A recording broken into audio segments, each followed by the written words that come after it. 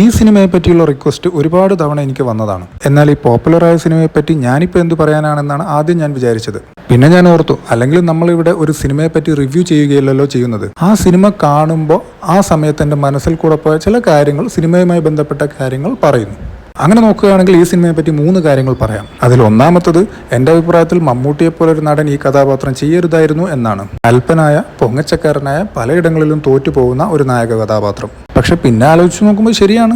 ഒരു നടൻ എന്ന് പറയുമ്പോൾ എപ്പോഴും വില്ലന്മാരെ ഇടിച്ചിടുന്ന ഒരാളായ മാത്രം പോരല്ലോ. And that's what versatility is. ഇനി അടുത്ത കാര്യം ജഗദീഷിനെ പറ്റിയാണ്. ഇന്ന് ഓൺലൈൻ മീഡിയസും ഇന്റർവ്യൂസും ഒക്കെ കാണുന്ന നമുക്ക് ജഗദീഷ് എന്ന വ്യക്തി എത്രത്തോളം ഇന്റലക്ച്വൽ ആണ്, എഡ്യൂക്കേറ്റഡ് ആണ്, മെച്ചുവേർഡ് ആണ് എന്നൊക്കെ നമുക്കറിയാം. എന്നാൽ 10-25 വർഷങ്ങൾക്ക് മുമ്പ് ടിവിയിൽ വരുന്ന സിനിമകളിലൂടെ മാത്രം നടന്മാരെ പരിചയമുള്ള എനിക്ക് ജഗദീഷ് എന്ന് പറയുന്നത് ഒരു കോമഡി ഫൺ ക്യാരക്ടറാണ്. അങ്ങനെയുള്ള അദ്ദേഹത്തിന്റെ ഈ സിനിമയിലെ ആ ചെറിയ പെർഫോമൻസ് വളരെ ഞെട്ടിപ്പിക്കുന്നതായിരുന്നു. അല്ല, ജഗദീഷ് എന്താ ഇങ്ങനെ എന്നായിരുന്നു ആ സീൻ കണ്ടുകൊണ്ടിരുന്നപ്പോൾ എൻ്റെ മനസ്സിൽ മുഴുവനായും പോയിക്കൊണ്ടിരുന്നത്. ബട്ട് ഇന്ന് നമുക്കറിയാം, ഓഫ് സ്ക്രീനിൽ ജഗദീഷ് അങ്ങനെയാണ്. ഇനി അവസാനത്തെ കാര്യം സിനിമയിലെ നായിക കഥാപാത്രത്തെ പറ്റിയാണ്. താല്പര്യമില്ലാത്ത ഒരാളെ വിവാഹം കഴിക്കേണ്ടി വരുന്നു. ശേഷം താൻ സ്നേഹിച്ചിരുന്ന ഒരാൾ പൈസയ്ക്ക് വേണ്ടിയാണ് തന്നെ ഒഴിവാക്കിയതെന്ന് അറിയുന്നു. എല്ലാത്തിനും ഒടുവിൽ താൻ ഒരുപാട് വെറുത്തിരുന്ന ആൾ തന്റെ പഴയ കളിക്കൂട്ടുകാരനാണെന്ന് അറിയുന്നു. അങ്ങനെ ആകെ മൊത്തം കാല് വെക്കുന്നിടത്തൊക്കെ അബദ്ധം. ഇതായിരുന്നു ആ സിനിമയിലെ നായിക കഥാപാത്രം എനിക്ക്.